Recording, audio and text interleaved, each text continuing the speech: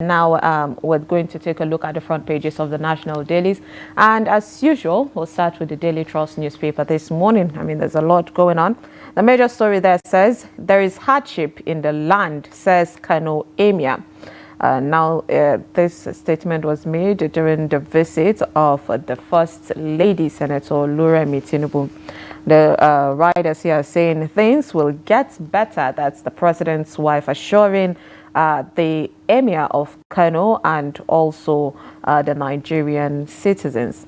Nigeria almost becoming Venezuela. That's according to PDP governors, and we all know the story of the hardship of insecurity happening in Venezuela.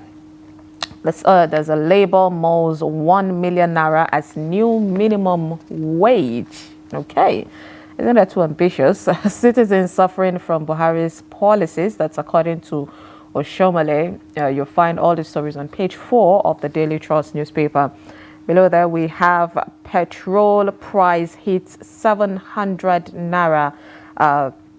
That's per litre in Sokoto, Maiduguri, and others. I mean, the presidency promised that there would not be increase. There wouldn't be increase of petrol price, but obviously it's happening in other places, other parts of Nigeria. You'll find that on page 16.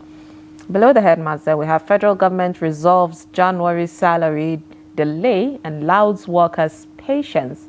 You find that on page 3. $6.2 million paid to 2023 election observers under Emefiele. That's according to the CBN official telling the court. Another finding also in the alleged Emefiele's misappropriation of funds.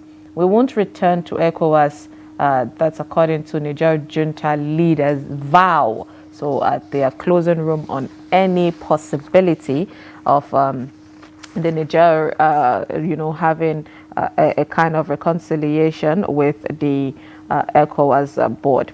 All right, so these are some of the stories on the Daily Trust newspaper. Let's move on to the Guardian newspaper this morning. The major story here says 113.8 million undocumented Nigerians raise doubts on population size. And of course, the doubt is the growth and it hasn't been done, though. There's been a postponement of, the counting of Nigerians by the NPC, I think. But then Guardian has done a breakdown of the alleged estimation of the numbers of people, saying from 2012, there was an estimation of 167 million. But then 30% growth in 10 years. In 2022, there is an estimation of 216.78 million. But then the UN projection now is saying that in 2050 would be about 400 million. But then Nigerians are always already feeling like we have more than this number. I mean, close to the 400 even in 2024. Well, then you see details on that. Also, the NIN registration still 32% short of the World Bank's 148 million target. Insecurity defies the NIN-SIM linkage as kidnapping festers. Dependent to active population ratio, we have also about 64.36 when it comes to the ratio. Population under 14 years and 91 million. The CBN informs court of the $6.2 million release for 2023 poll. Abduction, father of slain Anambra lawyer slumps and dies. A really sad one there. I mean, 2 deaths at the same time. We have alleged the $6 billion fraud. You have no power to try me, ex-minister Ogunloye tells the EFCC. Reps flays ministry inability to defend 75 billion naira COVID-19 expenditure. Wigwe NSIB collaborates with U.S. agency to probe the crash that happened. Import duty FX rate raised 4th time in February and now 1,444.56 naira per dollar. That is the scare of Nigerians that this might reach 2,000, but we're hoping that we don't see that. NLC pegs wage against naira depreciation amid calls for urgent action against the hardship and hunger. 10 years after verdict, women folks still await the property inheritance rights in Southeast. I mean, in this 2023-24, there is still inheritance battle in Nigeria. It's really a sad situation. Now, these are some of the stories on the Guardian newspaper this morning. Let's move on to The Nation. At the top of the page, we have we paid $6.2 million on Emefiele's directive, says CBN director. 10 years after 1 billion naira deposit, NEMA yet to get aircraft. Another issue there. Fleeing kidnappers in Ekiti moved to Ondo, Amotekun claims. Elpri treasurer seeks probe of missed parties, 3.5 billion naira cash. Below the mask there, it says no plan to tax online content creators, says the FIRS, and 4 killed in Plateau. The major story is saying governors, NSA join forces to battle insecurity and food crisis. Panel raised on police reform, and PDP governors OK state police. A blow of fate, you would find that on page 2. We have the Access Bank workers. We will sustain Wigwe's legacy after the billionaire that died. Nigeria's oil production up by 177,000 BPD in January. At the belt there, it says challenges over soon. First Lady assures Nigerians, and equities reopen with 101 billion naira gain. These are some of the stories that you'd find on the Nation newspaper this morning. All right, let's move on to the Daily Sun. Beside the headmaster, it says gunmen kill cop and free inmates in Imo prison's farm settlement attack. 4 killed, 3 injured in Fresh Plateau attack. Below the headmaster, the Sun award or honorable credible Ife Kudu or Wumeru. The major story, PDP governors tackled federal government over high cost of living and lament the falling naira worsening insecurity. Kano emir to Tinubu's wife, tell Mr. President that hunger and insecurity is alarming. Alleged procurement fraud, EFCC opens case against Emefiele. How foreign airlines discriminate against Nigerian pilots and engineers. Minister NCAA DG shun inquiry under FOI. Nurses protest new guidelines to certificate verification. Nigerians lose over 500 billion naira to Ponzi schemes as SEC clamps down on illicit investment platforms. And belt there, it says phase out electricity subsidy. IMF tells the federal government. I mean, there's been a lot of advices from the IMF, and World Bank to the nation, but then there's always a counter attack on by the NLC on that one. Now, these are some of the stories that you would find on the Daily Sun this morning. And of course, these are the papers that we would take and, of course, review them. We have in the studio Dr. Theophilus Abba, the Program Director of Daily Trust Foundation, joining us this morning to review the papers. Thank you so much for joining us, Doctor. Thank you. It's good to have you. All right, Doctor, let's start with, the thing that I think at this point everyone is saying all day. But then it's the major story on Daily Trust, the newspaper, and also it's replicated on other papers. The visit of the First Lady to Kano Emirates, and also the conversation that was had at that point where the emir was speaking on behalf of Nigerians about the hardship and the insecurity. And then she's saying that the president is aware of the hardship of Nigerians and all they need is just a little bit of patience from Nigerians. What is your take on all of that? Are Nigerians not, persevering a lot already as it is?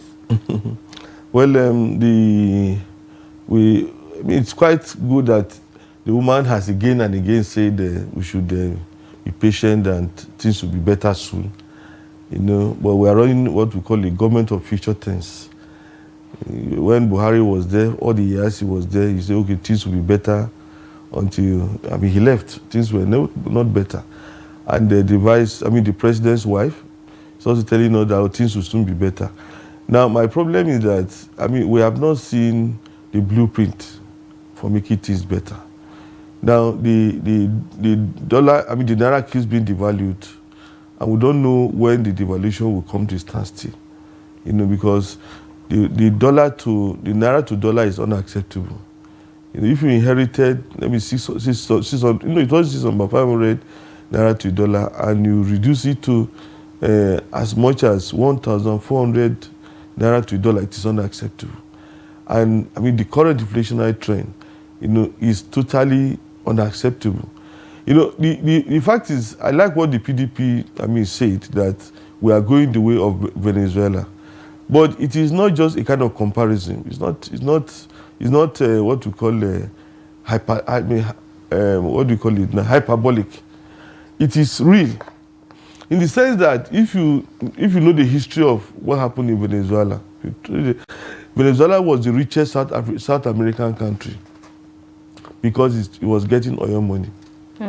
Now, what Venezuela did was, for several years, you know, it was subsidizing health, education, food, you know, housing. That means it was running a socialist system where, I mean, the government was using the oil money to make all these things available. But that was not the offense. The fact is that because of this subsidy, people were stealing a lot of money. Those in government were stealing a lot of money in the name of subsidy. And so when oil money dried up, I think in 2013 or thereabout, there was a very big problem. In fact, it got to a point that you pack all the money you have, you can't even get what you need in a supermarket, you know.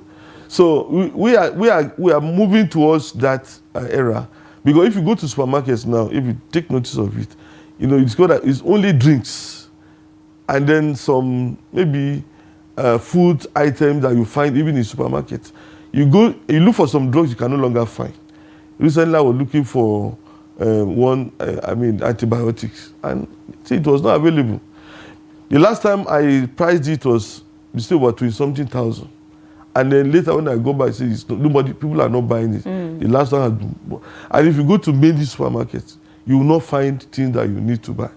And Nigerians are buying patronizing second-hand items now. You are buying second-hand clothes, second-hand shoes, second-hand cars, everything second-hand, and then at a very high cost. So what I'm disturbed, you know, what I don't understand is, you cannot come and foist a system on us, a kind of predicament on us, without any roadmap. You know, if you look at I read an article recently where somebody was talking about SAP. And he said when SAP was introduced, the currency was devalued. But then there were other things that were put in place, like DFRI and some other agencies of government were created, and it created jobs. They ensured that money was made available, people could access money. There was this distribution of money, even though things were, I mean, more expensive. But then funds were being redistributed. But in this case, you know, we don't know, you know, the system. You don't have a blueprint. If you say, okay, you are devaluing the currency, at what point are you going to stop the devaluation? If we are saying, okay, that we are going to import food, what are you going to import, and when are you going to import this food? You know, if you are boosting agriculture, how are you going to do it? You know, the insecurity that we are facing today, there's no blueprint on how to deal with this insecurity. You know, every day it's like, oh, they kill people here, they'll kill people there, and you give orders to service chiefs, you must act, and then there's nothing. We are not seeing. We cannot even see ahead to say, okay, let's assume in 4 months, in 5 months, in 6 months, things will change. You know, we keep hearing things will, very soon. Very soon. When is very soon? Doctor, you know, speaking on insecurity also, the NUT, the National Union of Teachers, have also called the federal government, saying enough of the killings, that at this point the government should declare a state of emergency on security issues, because one of their complaints is that the state of insecurity has forced many teachers off school, we saw how these things were happening in schools in the northern part of Nigeria, where they would go in, get the students, and maybe in some unfortunate cases, including the teachers. And now it has moved, because before we thought it was only the north that was experiencing this, but Ekiti has been at the heat of it. And now, allegedly, according to the Amotekun, they're saying that it has started expanding to even Ondo.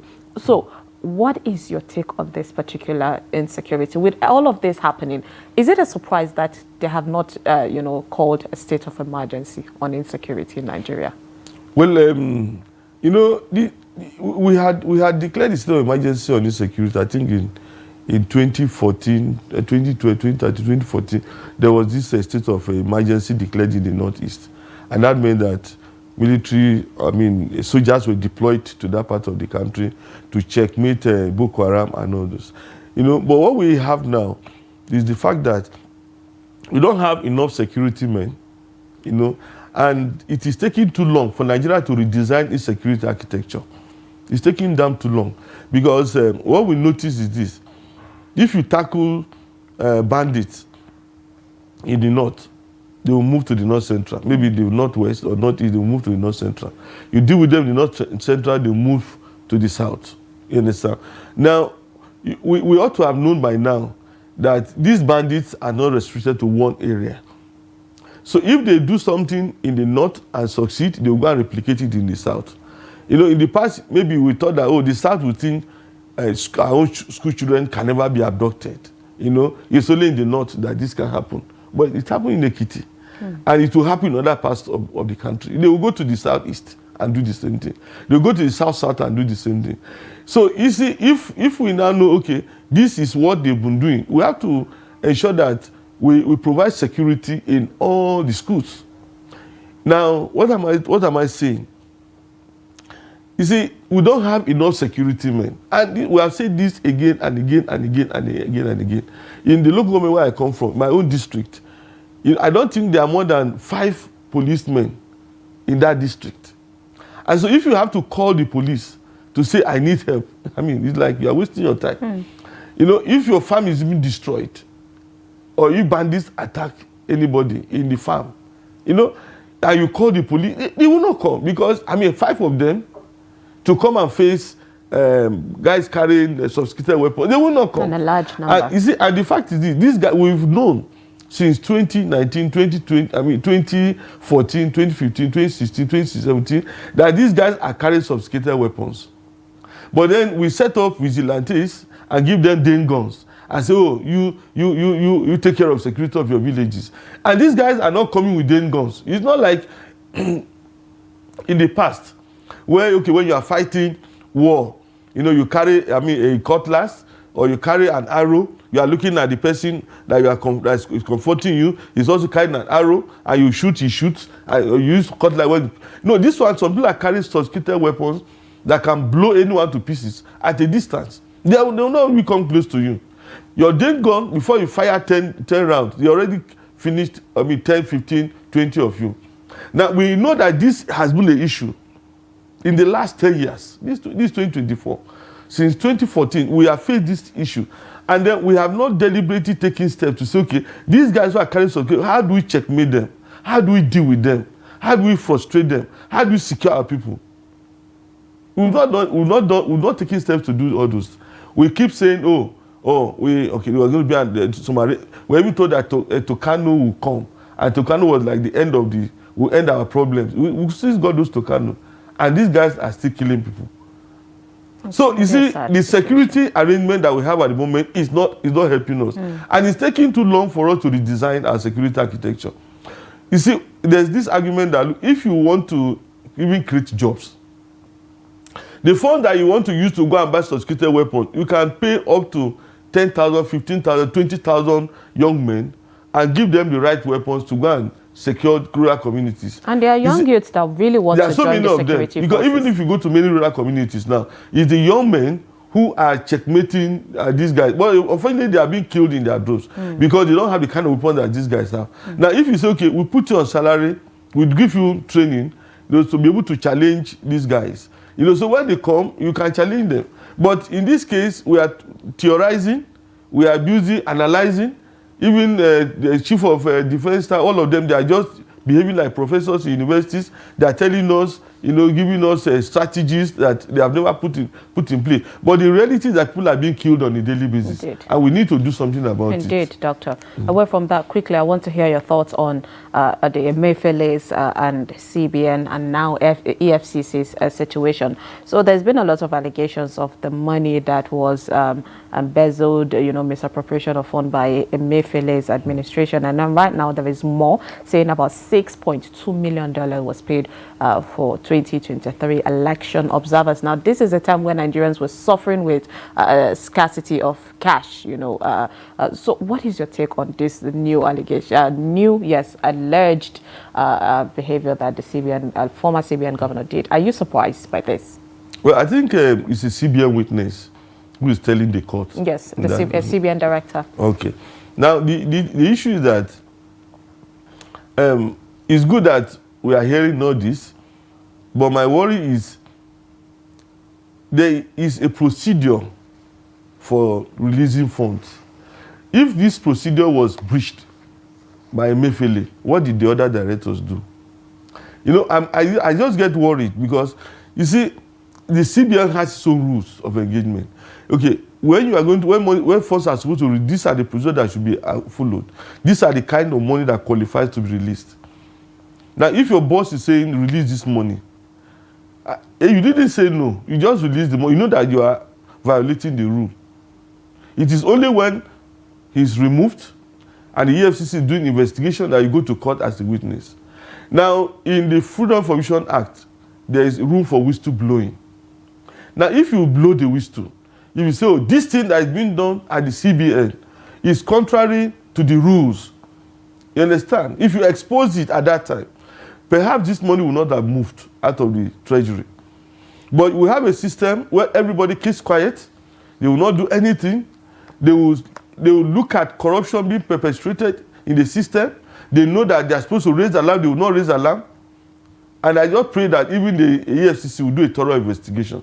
Because if they do a wishy-washy investigation, you will see the kind of judgment, the kind of punishment that will be meted out to those who engage in these things. It will just be like a slap in the wrist. Because, there's not enough evidence. There was no proof. Even though this money has moved out, somebody is proved, oh, there's not enough proof. And then they say, well, you let him pay some fines.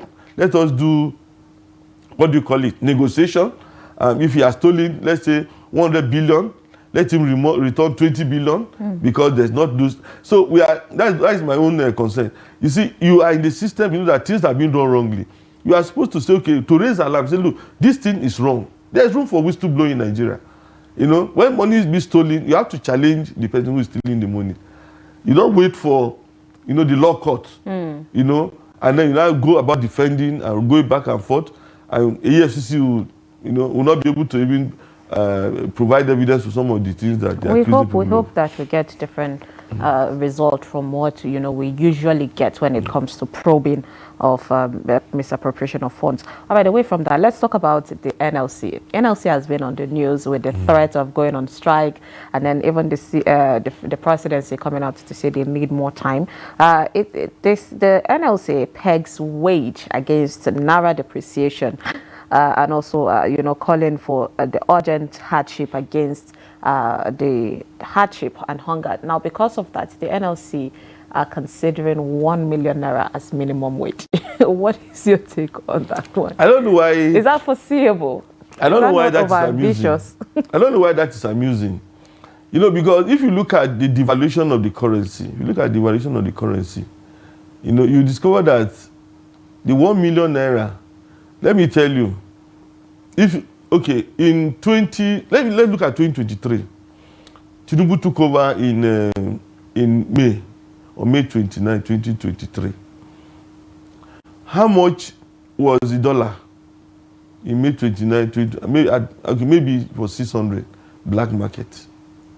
And now it is how much? It is 1,400. An increase of about 800. So you can imagine how the currency has been devalued. What used to be 600 is now 1,400. Let's take it like that. What used to be maybe now, if you look at it, you discover that what can 1 million buy? If you look at when rice was 10,000, for instance, in 2015, when Buhari took over, rice was 10,000 per bag. So what you used to buy 6 bags or 7 bags of rice then is what you are using to buy one now. So the currency has been so devalued. And when I think about this 1 million, my mind goes to West African countries that use CFA. There was a time that 1,000 naira was like 10,000 CFA. And so when you price things, they say, oh, this one, you want to buy it in CFA, they'll say, bring 5,000 CFA. And if you're in Nigeria, your hand, how can I pay 5,000? But then you now discover that this thing you are paying 5,000 CFA for may actually be 200, 300 naira in Nigeria. But now the reverse is the case. Now, CFA is stronger than the naira now. Indeed. You understand? CFA is stronger than the naira now. This thing you are calling 1 million. You know, if you earn 1 million, you may not be able to save a kobo.